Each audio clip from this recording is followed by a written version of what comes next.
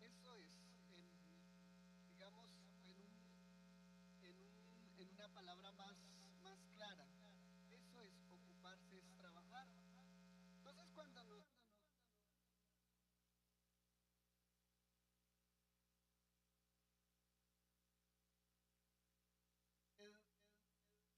para usted, ¿cómo concibe esta palabra ocuparme de mi salvación?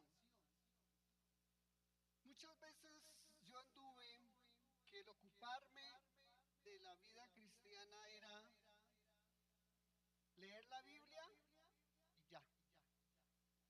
Asistir a los servicios, comprometerme con la iglesia, ciertos requisitos y ya.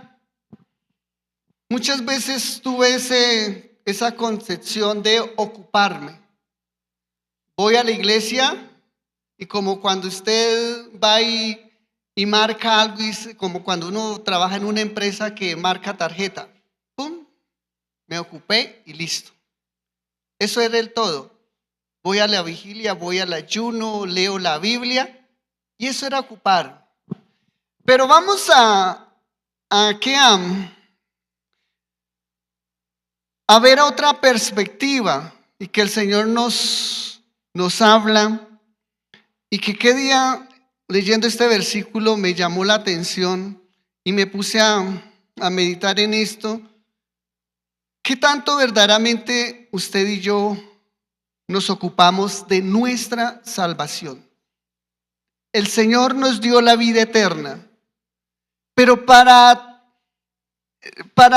sostenerla, acuérdense que el Señor Jesús nos dice estar asidos, sostenidos de esa promesa. En otra parte dice, no descuiden su salvación. En otra parte dicen, oren para que no entren en tentación. Y vemos que la salvación es un milagro de Dios. Si recordamos estudios bíblicos atrás, habíamos visto que el nacer de nuevo es un milagro. Yo me acuerdo la vida que traía y de un momento a otro, eso empecé a dejarlo así, fácil, dejarlo sin tanta situación, pero ese es un milagro que el Señor le hace a uno, le da a uno. Y ya está el otro que es, el que no naciere del agua y el espíritu, no entrará al reino de los cielos. Ese es lo que vamos a ver ahorita, ocuparse de nuestra salvación. Y para ver qué es ocuparme de la salvación, veamos que es un milagro de Dios, que Dios hace que Jesucristo se nos sea revelado. Si usted no ha tenido este milagro, clámelo al Señor. Pero si usted lo ha tenido, no permita que lo opaque las circunstancias o los quehaceres de la vida. Se puede descuidar ese milagro. Entonces, para eso tenemos que ver, vamos a Juan capítulo 1, versículo 12. ¿Hasta qué punto hemos entendido quién es Jesús? O este punto que puse, permanecer en Cristo.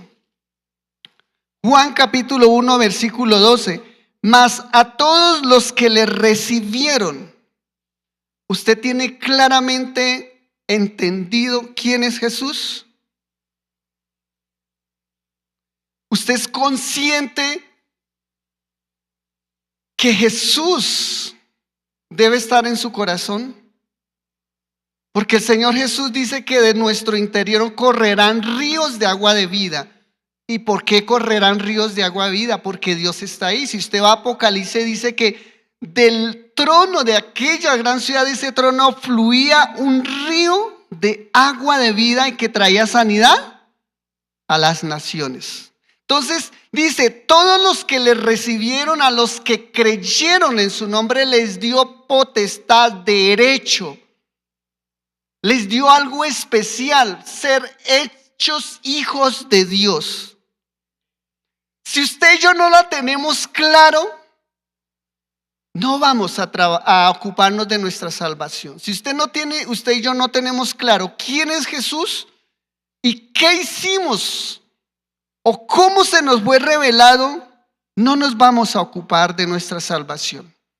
Vamos a estar, como decía yo ahorita, marque tarjeta, voy al culto, leo la Biblia, practico ciertas disciplinas espirituales, pero no hay un efecto. Vamos a Filipenses 3:14. Filipenses 3:14. Este es mientras no haya esta declaración o esta concientización en usted y en mí, vamos a tener muchas fluctuaciones, vamos a tener muchas circunstancias, y mientras no se esté bien claro, a usted tarde o temprano lo saca la circunstancia.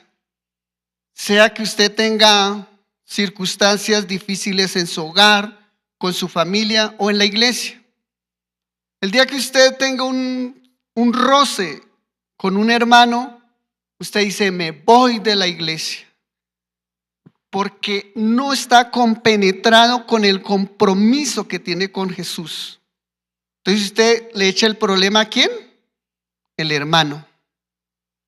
Y en los hogares yo lo he vivido. Muchas veces yo busco excusa para culpar a mi cónyuge.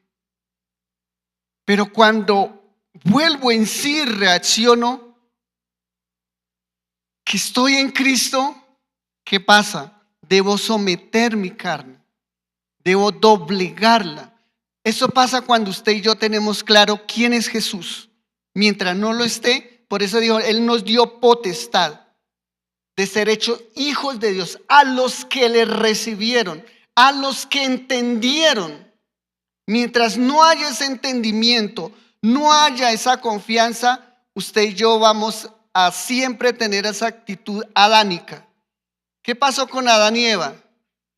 Fueron echados del paraíso y finalmente ninguno tomó conciencia quién fue el que cometió el error. Salieron. Y muchas veces nosotros tenemos esa vida. Vamos a Filipenses 3:14 que dice, prosigo a la meta, al supremo llamamiento de Dios. ¿En quién? Prosigo, me ocupo, porque mientras yo voy en ese trayecto, el apóstol Pablo dice que él seguía esa carrera y ponía su cuerpo en servidumbre. Eso es cuando yo pongo mi carne, mis pasiones, mis deseos en servidumbre, cuando entiendo que soy hijo de Dios y que Cristo está en mí. Estoy ocupándome de la salvación porque soy salvo. Tengo la eternidad. Y miren lo que decía el apóstol Pablo, que él gemía, clamaba para que lo eterno absorbiera lo mortal de nosotros. ¿Y cuál es lo mortal de nosotros? Envidias, celos, amarguras, odio, resentimiento.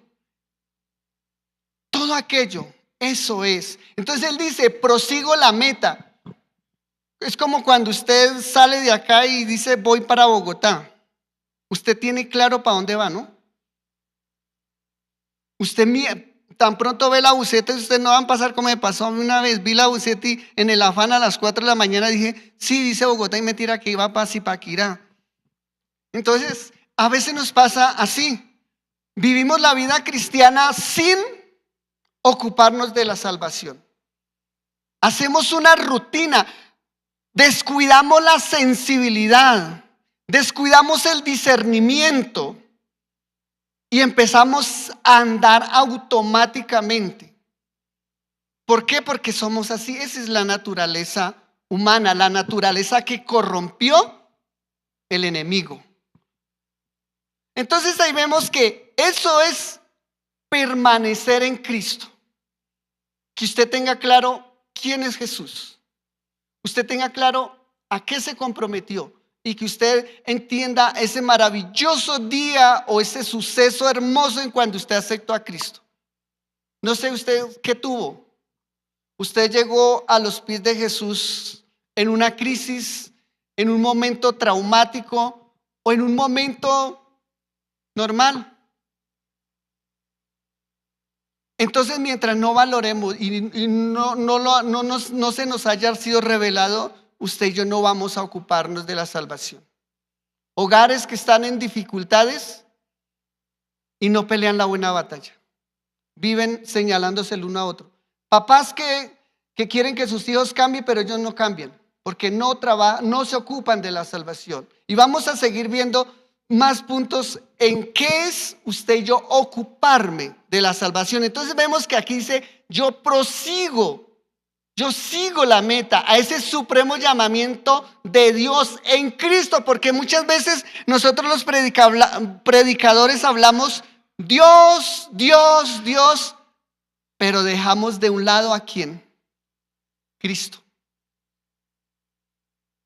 Nosotros no vamos a llegar a Dios sin antes estar en Cristo. Y Dios nos ve a través de Cristo. Por eso el apóstol Pablo le dijo a Timoteo, esfuérzate en la gracia que es en Cristo. Y si usted ve todo lo que de ahí para allá le empieza a recomendar, eso es estar yo en Jesús. Vamos a Gálatas capítulo 1, versículos 6, 10. Gálatas 6, 1 al 10 dice, hermanos, si alguno fuere sorprendido, Gálatas 1, perdón. Gálatas 1, versículo 6. No hay otro evangelio, estoy maravillado que tan pronto os hayáis alejado del que os llamó por la gracia en Cristo, ¿sí ven? En Cristo, para seguir un evangelio diferente. No que haya otros, sino que hay algunos que os perturban y quieren pervertir el evangelio de Cristo. Mas si aún nosotros o a un ángel del cielo os anunciare otro evangelio diferente del que os hemos anunciado, sea anatema. Como antes hemos dicho, también ahora lo repito, si alguno os predica diferente evangelio del que habéis recibido, sea anatema. Pues busco ahora el favor de los hombres o el de Dios, o trato de agradar a los hombres, pues si todavía agradara a los hombres, no sería siervo de Cristo. Entonces aquí nos habla, no sé si usted ha desarrollado el discernimiento. Hoy en día pulula mucho las prédicas motivacionales que nos llevan a vivir chévere, cómodamente, ampliamente, pero no nos hablan de sacrificar esta carne. Y si usted ve el apóstol Pablo algo tan tremendo que él dice, yo trato de agradar al Señor, pero veo algo en mis miembros, otra ley. Yo me acuerdo cuando recién casado, era una persona bastante introspectiva y pues digamos posesiva. Y cuando empezamos el primer año, mi esposa tenía una amiga y yo se la corrí porque no me gustaba. ¿Cómo? Me di las mañas. La quería solo para mí, a mi esposa. Y tenía un amigo que era más joven que ella y pues ellos hablaban. Entonces, y también me di mañas de ahuyentárselo. Y llegó el tiempo en que con la familia de ella tiene una particularidad que se pelean, tienen sus diferencias, pero vuelven. La mía no. Tenemos diferencia y duramos tiempos. Y entonces ellos veían eso, entonces yo empecé a fastidiarme y a tratar de hacer como había hecho las veces pasadas. Y ella siempre me decía una palabra, yo primero tuve familia y después sí tuve esposo. Y muchas veces ella me lo repitió hasta que yo reaccioné. Eso es trabajar en la salvación, ocuparme. ¿Por qué? Porque si yo hubiera seguido con eso, hubiera sido más radical, ¿qué pasa? Nos hubiéramos separado. Pero esas son cosas que Yo debo, claro, posesivo, entonces tenía un carácter posesivo. ¿Y será que al Señor le agrada eso? Entonces, cuando yo identifico, debo vivir una vida que leo la palabra y tengo como habla el Señor de que allá en lo de los tipos de corazón que hay, del de piedra, del camino, el último me dice que el de los espinos que la gente oye, pero la palabra no echa raíces. ¿Por qué? Porque el corazón dice que hay espinos y los espinos son concupiscencia y si uno trata de investigar más dice que es unos deseos desenfrenados por algo. Y muchas veces nosotros batallamos y pensamos que congregarnos no es que desmenite congregarnos, sino que no interiorizamos la palabra. Entonces aquí me dice que él habla de un evangelio que arrastró, unas enseñanzas que arrastró al pueblo de los Gálatas. Pero ellos venían muy acostumbrados de un mensaje de Dios externo. Y cuando dice externo, ellos venían con todos los hábitos y las costumbres de la religión, de la ley. Entonces para ellos acercarse a Dios era eso. Pero ya con el evangelio es Dios en mí, mientras que la ley es Dios al lado mío, conmigo. Entonces los Gálatas no entienden y por eso aquí el apóstol Pablo dice, ¿busco el favor de otros? No, yo quiero hablarlo de Dios. No es que haya otro evangelio, sino que lo han alejado. Lo han hecho diferente. Y ahí es donde usted y yo no nos ocupamos de nuestra salvación, sino que tomamos una actitud de la religión. ¿Y la religión qué es? Voy y cumplo. Escucho y trato de agradar a Dios en mi conocimiento, en mi voluntad. Vamos a Juan capítulo 15. El 15 versículo 4. Permanecer en Cristo. Eso es ocuparme de mi salvación. 15:4 dice, permaneced en mí y yo en vosotros. Como el pámpano no puede llevar fruto por sí mismo si no permanece en la vid, así tampoco vosotros si no permanecéis en mí. Si usted y yo no entendemos la palabra, no vamos a ocuparnos de la salvación. Y si no nos ocupamos de la salvación, por eso vemos hogares acabados, jóvenes llevados, porque han traspasado los decretos del Señor, que no quieren honrar a sus padres.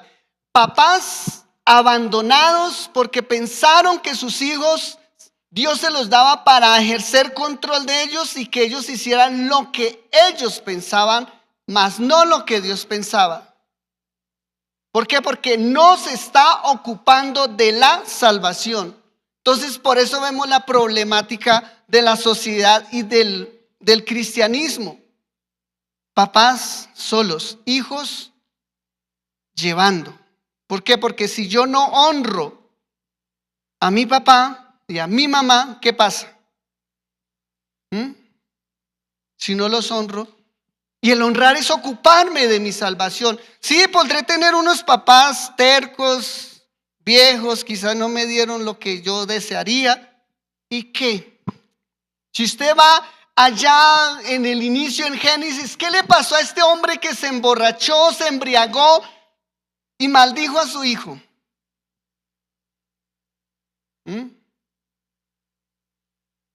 Él fue sin culpa, pero su hijo, ¿qué pasó? Fue esclavo.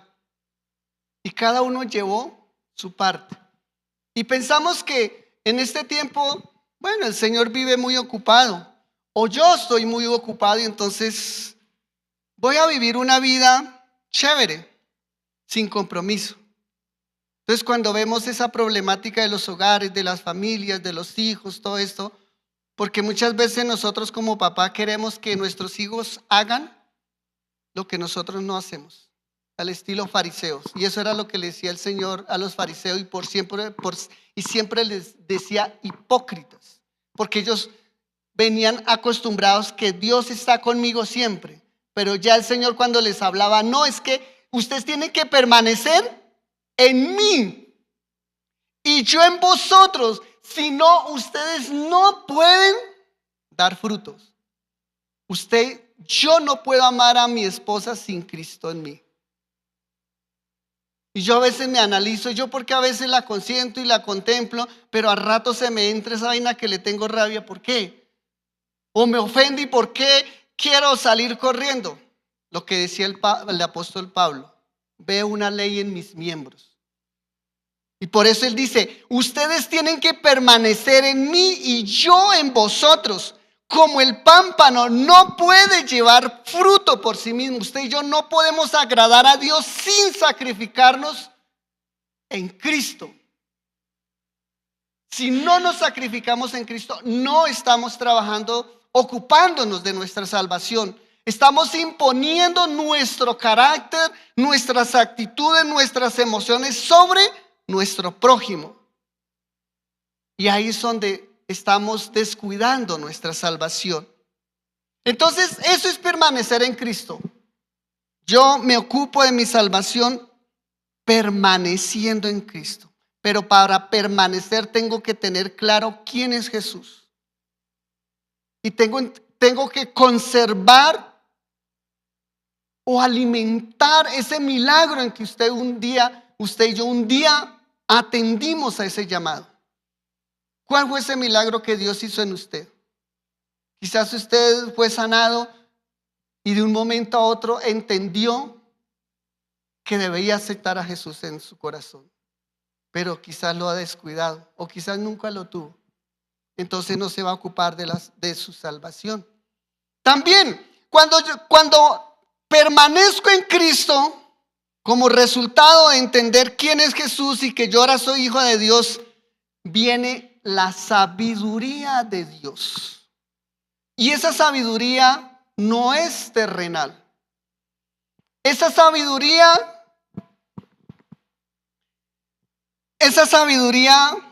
se logra con la intimidad.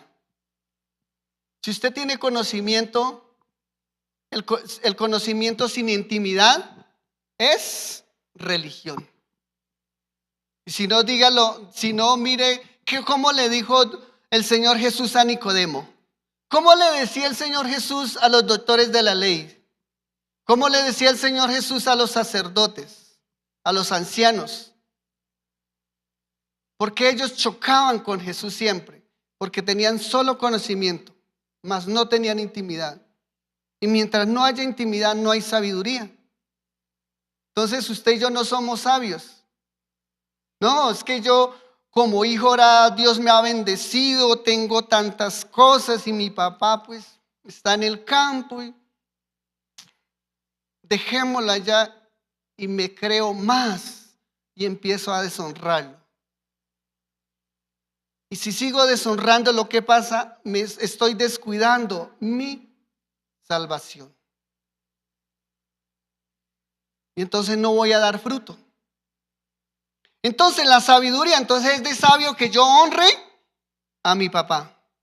Es de sabio de lo alto que yo permanezca con mi hogar. Supere las dificultades, las adversidades, atraviese las crisis. Es de sabios. Vamos a ver qué dice 1 Corintios capítulo 2, versículos 6 al 8. 1 Corintios capítulo 2 dice, 6 al 8 dice, sin embargo hablamos sabiduría entre los que han alcanzado madurez, y sabiduría no de este siglo ni de los príncipes de este siglo que perecen. No hablamos sabiduría, mas hablamos sabiduría de Dios en misterio. La sabiduría oculta, la cual Dios predestinó antes desde los siglos para nuestra gloria. Ténganlo ahí, por favor. Es un misterio que usted y yo no podemos entender, y ese misterio es Cristo en mi corazón. ¿Lo podemos ver? ¿No? ¿Lo podemos palpar? No. Pero sí la conciencia y el corazón nos da testimonio. Mire a ver si usted ha tenido ese nuevo nacimiento. ¿A cuántas cosas usted renunció sin tanto situación? ¿O cuánta cosa o qué situación usted no ha podido renunciar, pero sin embargo sigue trabajando en ella? Cada vez viene la circunstancia y, como dicen por ahí, lo cachetean, pero usted reacciona y dice, como dijo el apóstol Pablo: todo me es lícito, mas no todo me conviene. Eso es trabajar. Entonces, ese es el misterio. Mas hablamos sabiduría de Dios en misterio. ¿Cómo es que una persona tiene ciertas inclinaciones a vicios y de un momento a otro las deja? Dice el Señor dice el apóstol que se nos fue dar las arras del Espíritu. Y dice que el Espíritu intercede intercede por nosotros y nos ayuda en nuestras debilidades. Ese es el misterio. Y eso es lo que le decía el apóstol Pablo a los de Corintios. Volvamos desde el 6. Dice: sin embargo, hablamos sabiduría entre los que han alcanzado madurez. Esto es madurez. Eso es ocuparme de mi salvación. Madurez, que ya pierdo la sensibilidad o el apetito desenfrenado por lo que me ofrece este mundo. No es que ya lo rechace, sino que lo tengo, pero eso no va a robar mi atención. Sino que entiendo que eso es pasajero. Entiendo que esas comodidades Dios me las ha dado, pero mi corazón no se debe apegar a esas comodidades. Que tendré ciertas cosas, pero mi corazón tiene que estar puesto en Jesús. Por eso dice: para los que han alcanzado madurez. Por eso muchas veces las personas a uno les dicen, no, eso, uno a veces le habla a las personas y dice, no, yo no voy allá porque es que allá le exigen a uno que tiene que dejar, que tiene que hacer, porque miren, fulano era así ya no lo es, y claro, allá le lavaron el cerebro. No, esto es sabiduría para los que han alcanzado madurez. Para los que son inmaduros y carnales, no lo pueden superar. ¿Por qué? Porque no se quieren ocupar de la salvación. Viven una vida allá y acá. Dice el versículo 7, sigamos. No hablamos sabiduría de Dios en misterio, mas hablamos sabiduría de Dios en misterio. La sabiduría oculta, la cual Dios predestinó antes de los siglos para nuestra gloria. El versículo 8. La que ninguno de los príncipes de este siglo conoció, porque si la hubiera conocido, nunca habrían sacrificado al Señor de gloria. ¿Y quiénes lo sacrificaron? Los sacerdotes, los ancianos. Ellos siempre perseguían a Jesús. Si usted ve en los evangelios, ellos siempre estaban craneando. La Biblia muestra cómo ellos procuraban hacerle, pero querían acabarlo, porque Él les confrontaba que su naturaleza tenía que ser transformada, si no, no entrarían al reino de los cielos. Y por eso el Señor Jesús le dice a Nicodemo, un principal: es necesario que nazca de nuevo. Y se le espeluca el entendimiento a Nicodemo. Y el Señor vuelve más adelante y le repite: es necesario que nazca del agua y del Espíritu, y si no, no pueden entrar al reino de los cielos. Eso es sabiduría. Vamos a Santiago capítulo 3. Santiago. Es un misterio que usted y yo digamos, Jesús está en mi corazón y que demos fruto, porque somos instrumentos de Él. Capítulo 3, Santiago. Santiago. Ya le gana así. Pero si tenéis celos amargos y contención en vuestro corazón, no os jactáis ni mintáis contra la verdad. Ténganlo ahí un momentico. Si tenéis celos amargos y contención en vuestro corazón, no os jactáis ni mintáis contra la verdad. ¿Quién es la verdad? Jesucristo. Cuando una persona dice yo soy creyente, pero si no se analiza, no se estudia a sí mismo, no se analiza a sí mismo, pero es jactancioso, orgulloso, vanaglorioso y miente continuamente y es contencioso, él no tiene la verdad en su corazón.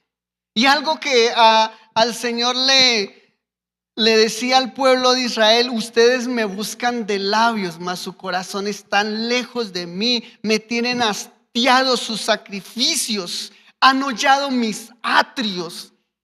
Esto le decía Dios al pueblo de Israel. ¿Y qué nos diría a nosotros ahora? Ahí nos dice, sigamos el siguiente versículo. Porque esta sabiduría no es la que desciende de lo alto. ¿Qué dice? Que ahorita decía que la verdad en el corazón no tiene la verdad. Dice, entonces esta sabiduría no es la que desciende de lo alto, sino aquella terrenal, animal y diabólica. Si no hay sacrificio si no tenemos sacrificio en nuestra carne, no estamos ocupando de nuestra salvación. Porque muchas veces desarrollamos hábitos. Es que yo soy así. Es que yo entiendo así. Yo interpreto así. Estamos naciendo egocéntricos. Y mientras haya esto, la verdad no está en nosotros. Vamos al versículo 18.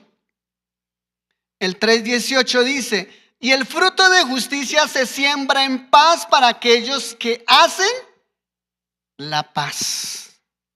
Entonces, preguntémonos, concienticémonos. Estamos viviendo, estamos trabajando, estamos ocupándonos de nuestra salvación. Hay paz en nuestra casa, hay paz en nuestro trabajo. Y sí que es difícil mantener la paz. Uno coge el día, si tiene uno carro, va en el carro. ¿Y qué situación para uno no tener paz? Y si va uno a pie, también. Entonces, es menester sacrificar nuestro carácter cada día. Decirle: Señor, tengo la verdad en mi corazón y tengo que vivirla. Darle lugar que la verdad me guíe. Si no, no estoy ocupando de mi salvación. Vamos a Proverbios capítulo 8. Proverbios capítulo 8. Miren que el Señor habla desde la antigüedad acerca de la sabiduría y vamos a leer el versículo 14. Aquí habla de Cristo, 14 al 17. Proverbios capítulo 8. Dice: conmigo está el consejo y el buen juicio. Yo soy la inteligencia. Mío es el poder. Queremos esto, pero muchas veces miren que a nosotros, muchas veces yo escuché que lo que me decía ahí en el 14, no le daban la vuelta a algunos predicadores y era para lograr metas de este mundo. Usted tiene poder. Volvamos al 14, porfa, 8:14. Dice, usted le decían a uno, que uno era sabio y todo eso, que era inteligente, pero todo esto que vemos aquí: conmigo está el consejo y el juicio, yo soy la inteligencia, mío es el poder. Esto es para lo espiritual. Yo debo ser inteligente para vivir con mi esposa. Yo debo tener buen juicio para vivir con mi esposa, con mis hijos. Yo tengo que ejercer poder. ¿Este poder cuál es ese poder? La ciencia dice canalice bien sus emociones. La Biblia dice dominio propio. Eso nos lo da el Señor Jesús. El versículo 15 ahora sí. Dice, por mí reinan los reyes y los príncipes determinan justicia. Muchas veces nosotros nos amargamos porque el gobierno no hace lo que nosotros hacemos o renegamos mucho por el gobierno en vez de orar. Pero el Señor, si usted ve la promesa que Dios da en Isaías acerca del Señor Jesús, es algo para reflexionar. Si verdaderamente yo estoy trabajando, ocupándome de mi salvación, entender que Dios ha puesto autoridad, ha puesto personas por encima de nosotros y por debajo de nosotros. Bajo sujeción, por lo menos usted como varón es autoridad en su casa, pero usted tiene que saber gobernar bien esa autoridad con su esposa y también debe que saber gobernar bien esos hijos que están bajo su tutoría. Eso nos lo enseñó el Señor y aquí Dios habla de la grandeza de Cristo, que lo que Él era. El 18. Las riquezas y la honra están conmigo, riquezas duraderas y justicia. Habla de todo aquello lo que Jesús da, pero muchas veces queremos ser ricos para este mundo, pero no para con Dios. Queremos aplicar la justicia sin amor, o a veces aplicamos el amor, solo amor y sin justicia. Ahí nos estamos descuidando la salvación. Le queremos dar a nuestros hijos todo lo que nosotros no tuvimos, pero sin ejercer control. O no queremos darle nada y que se la rebusquen como sea. Entonces, pero cuando Jesús está en mí, va a tener compasión de ese joven y decir, listo, quizá yo no tuve, voy a darle algo, pero voy a enseñar lo que tiene que saber, que yo le doy algo y él tiene que multiplicarlo. Eso es trabajar en mi salvación. A la postre estoy formando a Cristo en él. Y él va a saber, ahí voy a tener la promesa que mi siguiente generación será bendita. Eso es ocuparme de mi salvación. Porque estoy no viendo solamente lo mío, sino que estoy viendo mi descendencia, cómo se va a desarrollar o se va a desenvolver en la vida después, en presencia mía o después que yo parta. Y algo que a Dios le agradó de Abraham fue que dijo, sé que Abraham le va a enseñar a su descendencia. Eso es ocuparme yo de mi salvación. Vamos ahora a ver, leamos el versículo 22. Ahí mismo en el capítulo 8, 22 de Proverbios dice, Jehová me poseía en el principio, ya de antiguo, antes de sus obras. ¿Se acuerda ese capítulo 1 de Juan? En el principio el verbo, y el verbo era con Dios. Ahí vemos la grandeza de nuestro Señor Jesucristo. Entonces vemos cómo el Señor nos habla de que el permanecer en Cristo, usted va a aflorar o va a producir, o Dios lo va a usar para que usted sea sabio. Y eso es lo que nosotros cada día debemos analizar en nuestro comportamiento. Estoy ocupándome de la salvación, analizar cómo estoy reaccionando, cómo estoy teniendo en cuenta a Dios en el diario vivir. ¿Lo estoy teniendo en cuenta de labios o de corazón?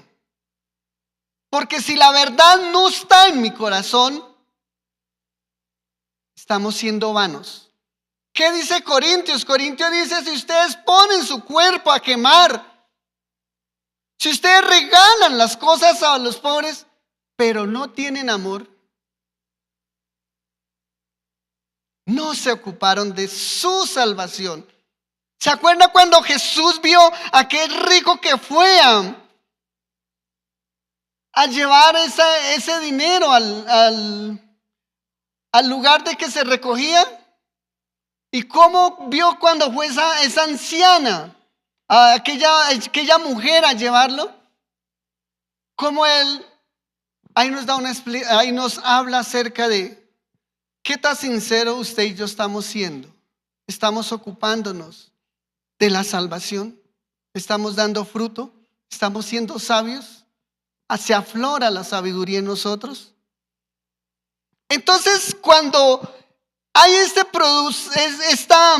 fruto de la sabiduría, entendamos que la sabiduría alguien la sostiene en nosotros. Y alguien que dice que se contrista, se apaga. ¿Quién es? El Espíritu Santo. Y por eso en alguna parte dice que yo no puedo llamar a Jesús Señor si no es por el Espíritu. Entonces, debe haber esa sensibilidad por el Espíritu Santo. Esa manifestación del Espíritu Santo debe estar en nosotros. Y usted dirá, bueno, ¿y cuál será esa manifestación? Porque muchas veces hemos visto que la manifestación del Espíritu Santo es todas aquellas cosas exteriores o aquellos comportamientos exteriores. Estamos hablando que la verdad está en nuestro corazón. Y el Espíritu de Dios, el Espíritu da testimonio a nuestro corazón y a nuestra conciencia. ¿Qué tan sensible usted y yo somos al Espíritu Santo? No sé si usted, lo que yo ahorita le decía, tantas veces mi esposa me dijo, es que yo tuve primero familia, hermanos, papá, que marido. Hasta que reaccioné. Y cuando reaccioné, ¿qué pasa? Ya no, para mí eso no fue más un tormento. Ya no fue una situación de que se me subían los ánimos. ¿No? Ya no. ¿Por qué? Porque entendí. Entendí que el hogar viene con esas pequeñas cosas y si yo quiero tener un hogar, tengo que aprender a vivir en ese hogar. Y eso lo aprendo cuando Jesús está en mi corazón. Mientras Jesús no está en mi corazón, conflicto va, conflicto viene. Porque no me estoy ocupando de mi salvación. Y mire que dice que Juan capítulo 16, versículo 5, ¿qué nos dice? Juan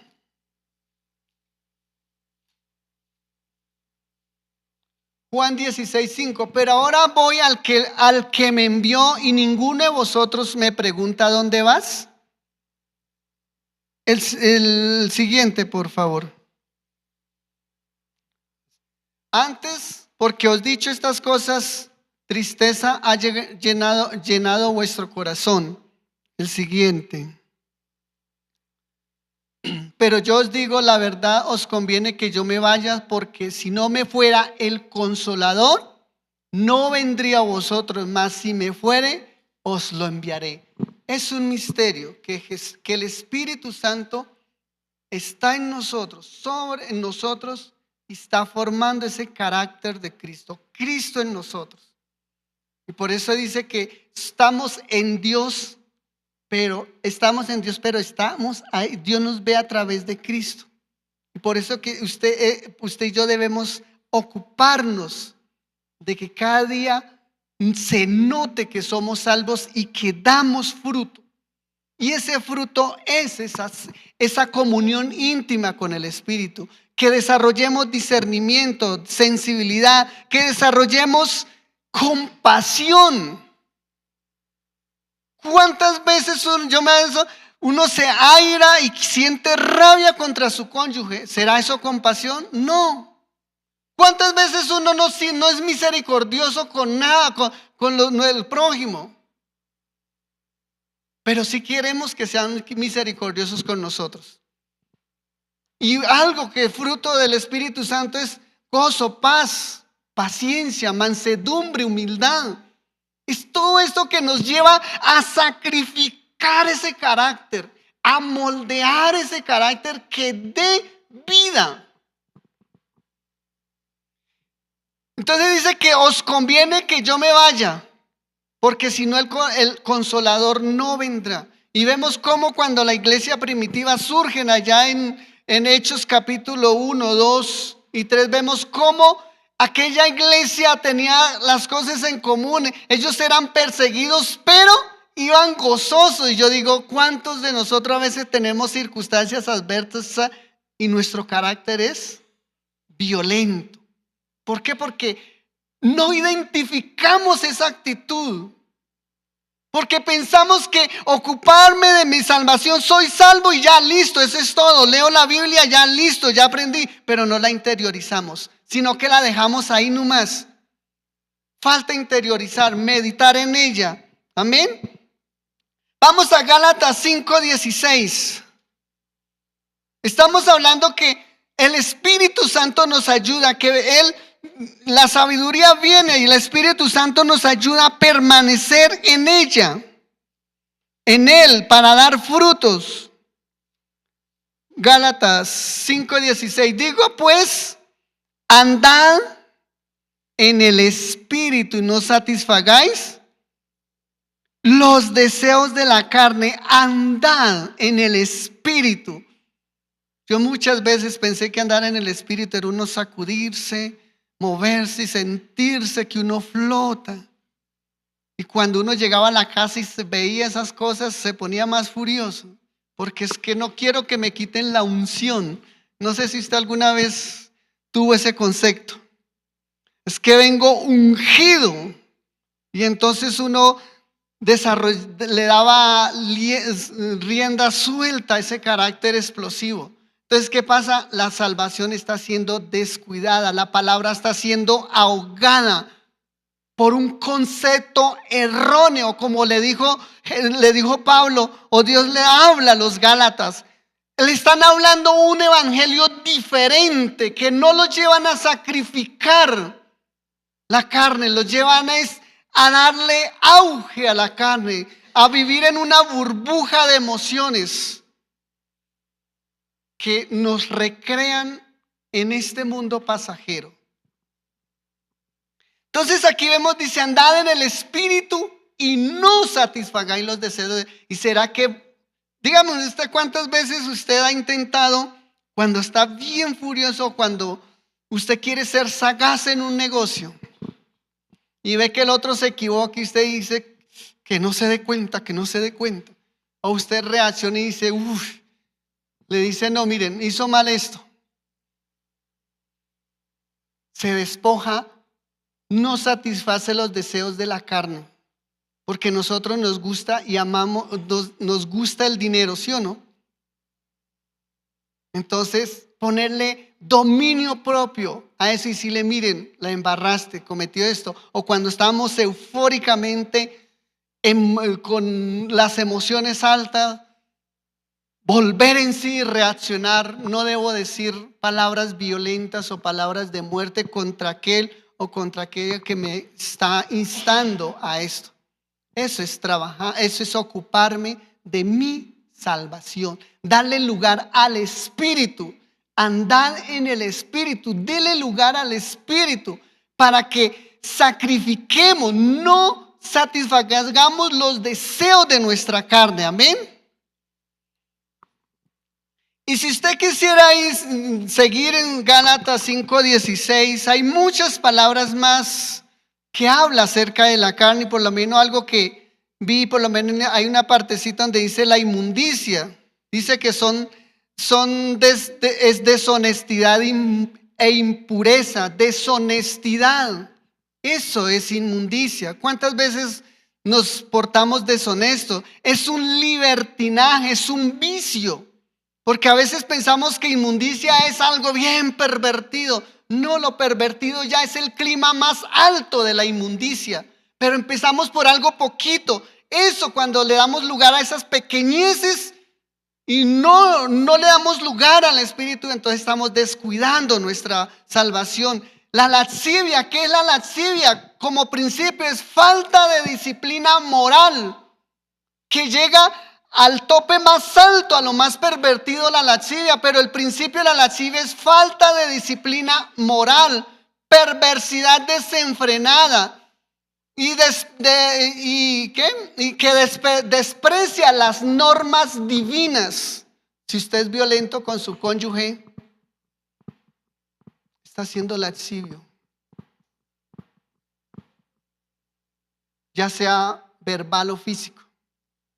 Está descuidando su salvación. Cuando usted le dice malas palabras, es que usted fue un fracaso, es que usted, me casé con usted, o es que hijo, usted no fue deseado.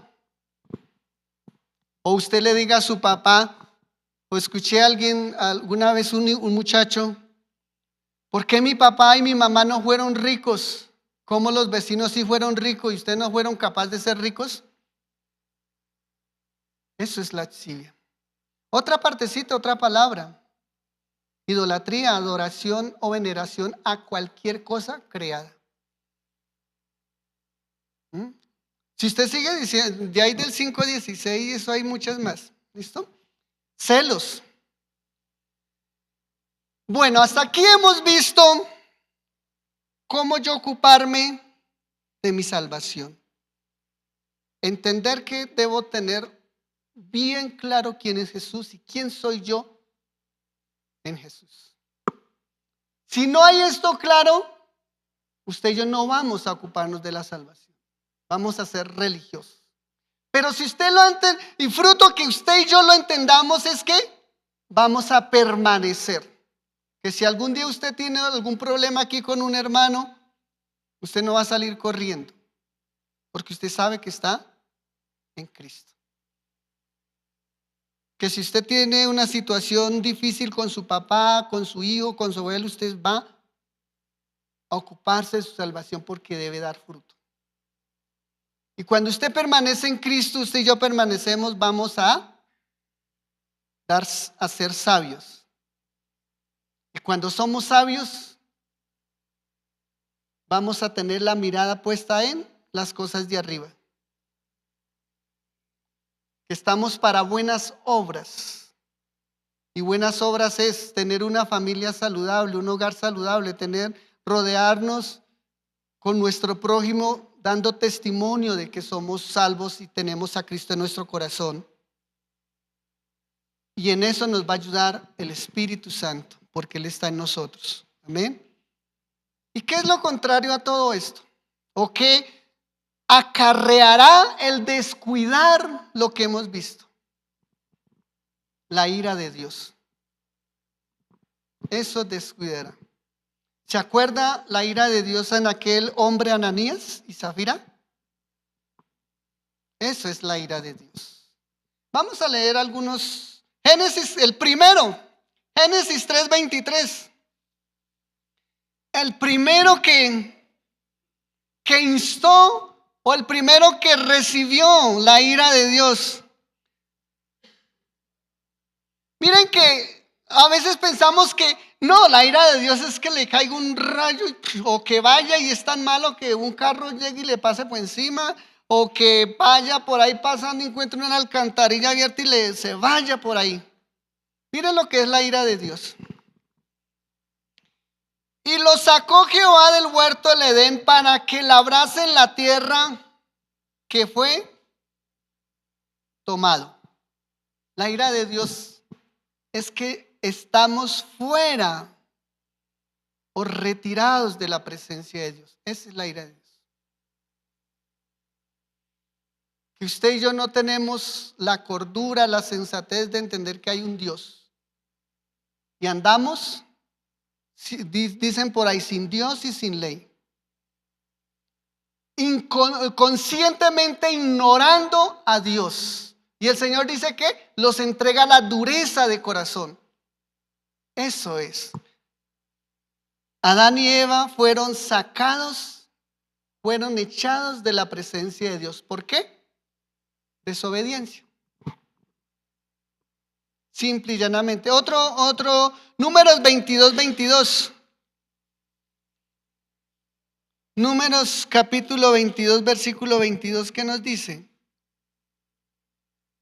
Y la ira de Dios se encendió porque él iba porque él iba y el ángel de Jehová se puso en el camino por adversario suyo. Iba pues él montado sobre su asna y con él 2 criados suyos. Habla de Balaam. ¿Se acuerda que Balaam le dijo, o Dios le dijo a Balaam, no haga esto? ¿Y qué hizo él? Siguió por su deseo, su íntimo deseo, porque él le gustaba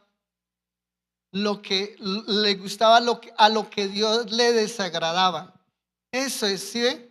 Esa es la ira de Dios, porque ¿verdad? Muchas veces uno piensa que es lo más terrible, ¿no? Simplemente usted y yo, cuando ignoramos el consejo de Dios, ya estamos instando la ira de Dios y Dios nos deja a nuestro parecer, a lo que sigamos creyendo nosotros. Vamos a Salmo 106, 29. ¿Qué es la ira de Dios? 106, 29 dice, provocaron la ira de Dios con sus obras y se desarrolló la mortandad entre ellos. Les cayó la plaga porque provocaron la desobediencia, el ir en contra de los principios de Dios. Vamos a Juan capítulo 3:36. Creo que usted y yo no lo sabemos, ¿sí o no? 3:36 dice, Juan capítulo 3:36, el que cree en el Hijo tiene vida eterna, pero el que rehúsa creer en el Hijo no verá la vida, sino que la ira de Dios está sobre él. Está fuera de Dios, no está en Dios. Esa es la ira de Dios. Y por eso no sé si usted ve la problemática mundial. Los gobernantes han sacado a Dios y hoy en día, cada día, sumergen las naciones, el mundo en un caos económico, en un caos de salud, en un caos totalmente declinando cada día más. ¿Por qué? Porque ellos están fuera de Dios y si están fuera de Dios, ¿qué voluntad están haciendo? ¿Cuál es la voluntad que están haciendo? La de las tinieblas. Es la ira de Dios, ahí está. Bueno, para concluir, nos falta una última cita, Romanos 1, capítulo 1, versículo 18. Vamos a esa rápidamente. Entonces vemos cómo el que no cree en el Hijo está expuesto, el que rehúsa creer. Juan 1:18, porque la ira de Dios se revela desde el cielo contra toda impiedad e injusticia de los hombres que detienen con injusticia la verdad. Cuando usted y yo descuidamos nuestra salvación, trabajar en ella, estamos deteniendo esa verdad. ¿Y qué pasa cuando la detenemos? ¿Qué le pasó a Balaam cuando hizo? ¿Qué le pasó a Adán y Eva cuando desobedecieron? Dios los dejó solos, los desamparó. Miren lo que vamos ahora sí, ya para concluir, entonces entendamos qué es la ira de Dios. Porque algunas veces yo decía, ¿por qué hay tanta gente mal y no les pasa nada y siguen igual? Ellos siguen igual porque están bajo el dominio de las tinieblas. Y también nos puede pasar a nosotros cuando dejamos de ocuparnos de nuestra salvación. Entramos en una dureza de corazón.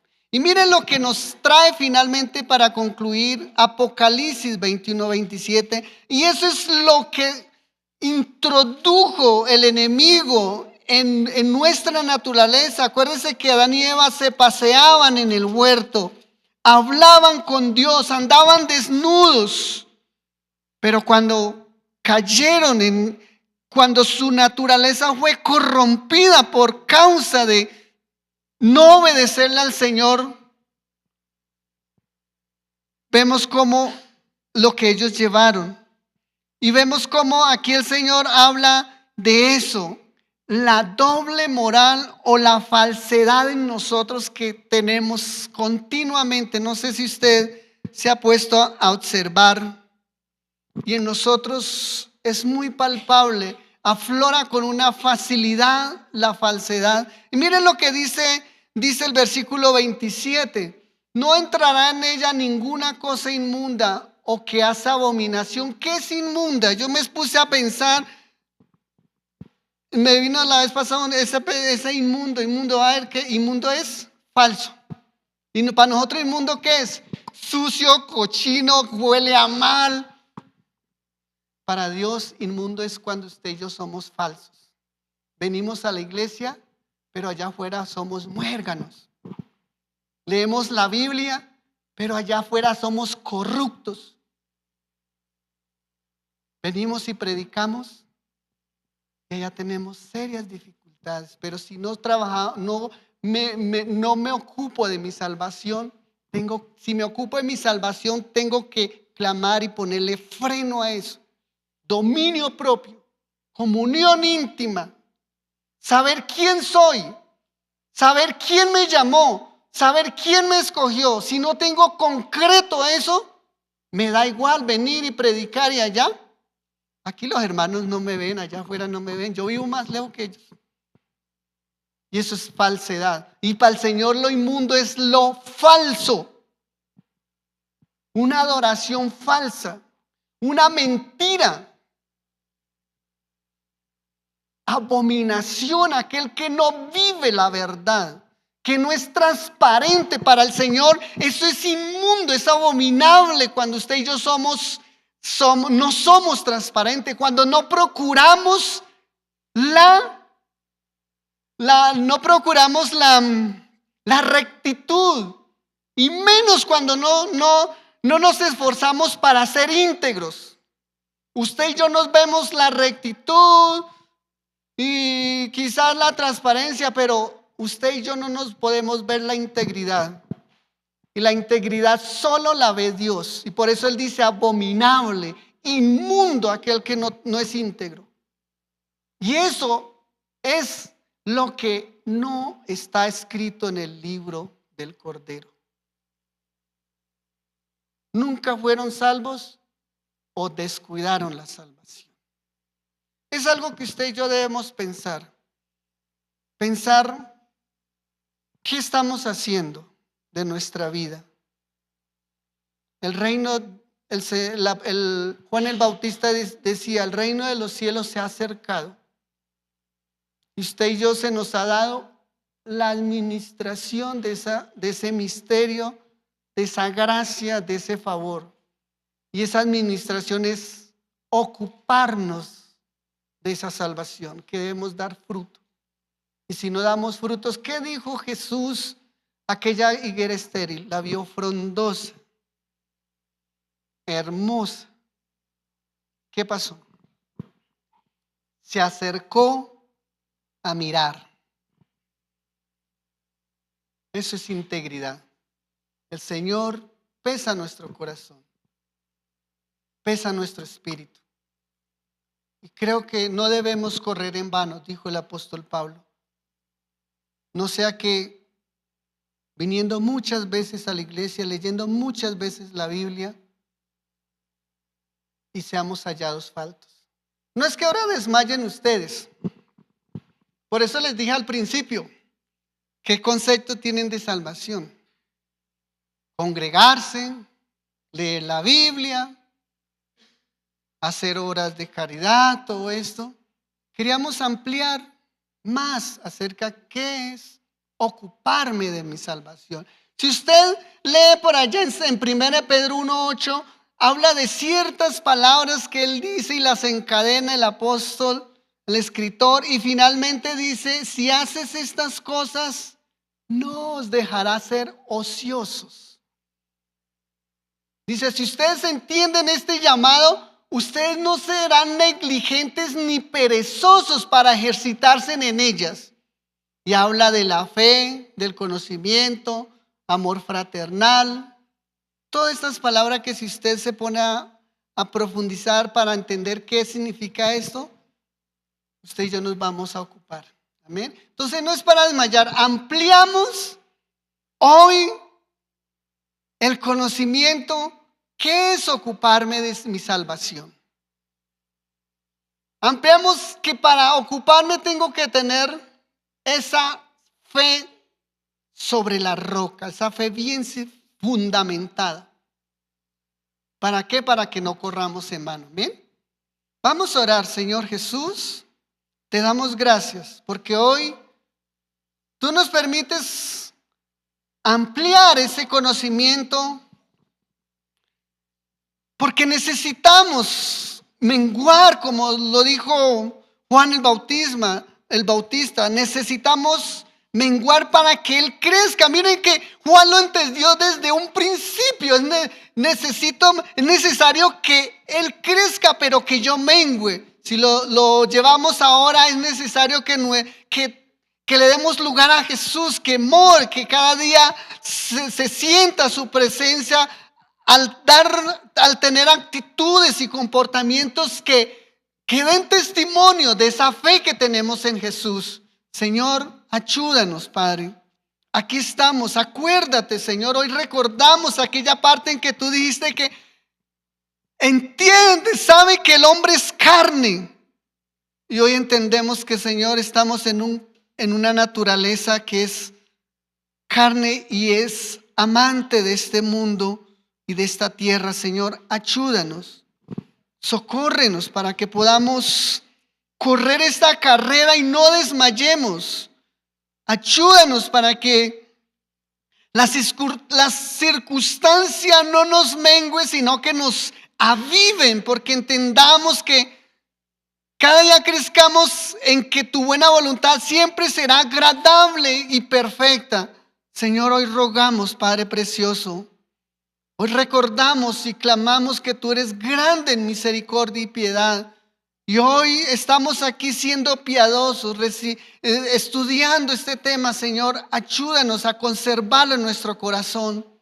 Fortalécenos, precioso Dios, en esa reverencia, y que crezcamos en tener actitudes reverenciales de que somos hijos tuyos, Padre precioso. Ten misericordia de nosotros, porque tú nos has dado esa preciosa y grandísima gracia, Cristo en nosotros. Padre bueno, gracias en el nombre de nuestro Señor Jesucristo.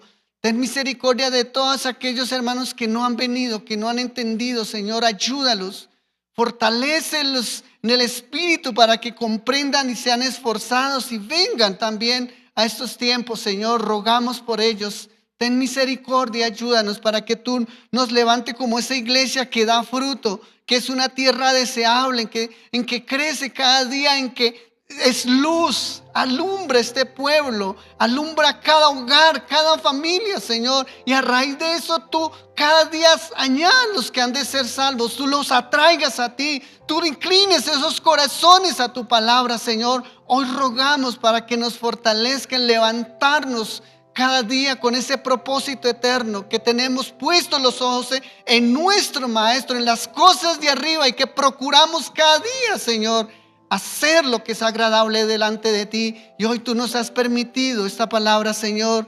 Gracias por tu grande amor, porque en verdad tú nos has amado, Señor, y por eso hasta aquí nos has traído. Hasta aquí has multiplicado tanto tus misericordias, Señor, en que hemos visto tus misericordias, tu favor en nuestras vidas, Señor. Ahora ayúdanos para que cobremos ánimo, Padre, para que el que esté cansado recobre fuerza, para que esté débil, Señor, tú lo fortalezcas, para el que está siendo inconstante, Señor, tú lo afirmes, Padre, y el que está siendo fervoroso, fortalécelo para que no pierda ese fervor o no lo descuide, Señor. Hoy rogamos a ti porque tú nos has puesto en este lugar, nos has permitido aquí para atraer este pueblo a ti, esas familias, Señor. Ayúdanos, Padre precioso. Ten misericordia en el nombre de nuestro Señor Jesucristo y danos más favor, gracia, Padre, ante este pueblo, ante nuestros vecinos, ante nuestros familiares, Señor, para que tú nos uses y podamos dar ese fruto de que somos de Cristo y a Cristo seguimos, y nuestras actitudes, nuestro comportamiento da testimonio de ello. Padre, muchas gracias en el nombre de nuestro Señor Jesucristo. Te alabamos y te adoramos porque entendemos que nada podemos hacer sin que nos sea dado del cielo, y tú nos lo has dado todo a ese maravilloso Maestro, a tu Hijo, Señor, Dios Todopoderoso. Tú nos lo diste y hoy clamamos Fortalécenos para no desmayar, para no descuidarnos. Padre bueno, en el nombre de nuestro Señor Jesucristo. Amén. Nos despedimos de nuestros hermanos del Face. Dios les bendiga. Recuerden el domingo el servicio. Dios les bendiga. Bendiciones. Bueno, vamos a recoger la ofrenda.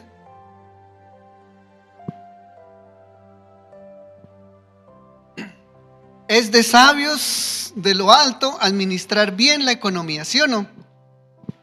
Dale un buen uso y con ese buen uso y esa buena administración, honrar al Dios de los cielos. ¿Y cómo usted honra al Dios de los cielos?